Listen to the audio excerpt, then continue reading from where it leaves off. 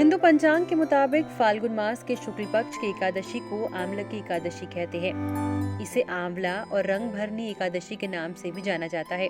आंवला की एकादशी को सभी एकादशियों में सर्वोच्च स्थान प्राप्त है। इस दिन भगवान विष्णु के साथ ही आंवले के वृक्ष की भी विधि विधान से पूजा की जाती है। ऐसी मान्यता है कि जो भक्त आंवला की एकादशी के दिन विधि पूर्वक व्रत रखकर भगवान श्री हरि और आंवला की पूजा करते हैं, भगवान विष्णु उनकी सभी मनोकामनाएं पूरी करते हैं। हालांकि इस बार आंवला की एकादशी 24 मार्च को है या 25 मार्च को, इसे लेकर लोगों में असमंजस की स्थिति बनी हुई थी। दरअसल एकादशी तिथि 24 मार्च की सुबह 10:23 से लग गई है, जो कि 25 मार्च को सुबह 9:47 तक रहेगी।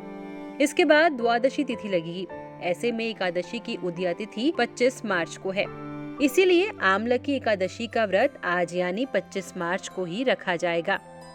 आपको बता दें, आंवला की एकादशी व्रत पारण का समय 26 मार्च को सुबह 6:18 से शुरू होकर 8:21 तक रहेगा। अब बताते हैं आपको आंवला की एकादशी व्रत कथा क्या है।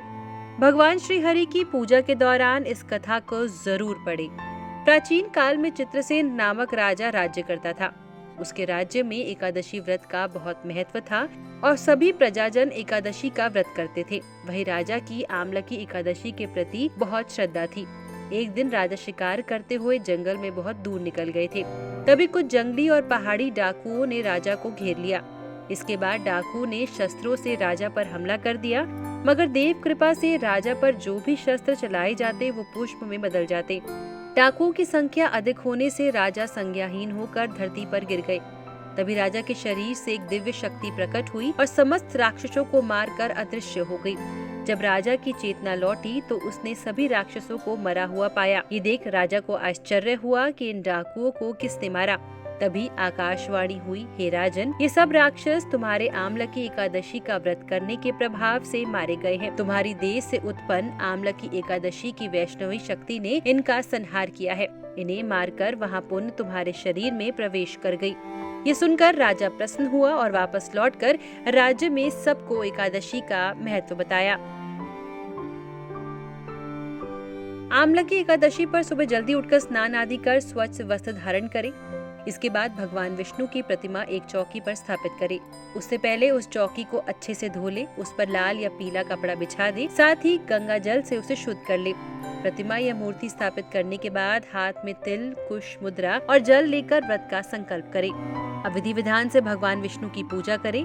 भगवान विष्णु को पुष्प, तुलसी के पत्ते आदि चढ़ाए, साथ ही मिष्ठान भी चढ़ाए।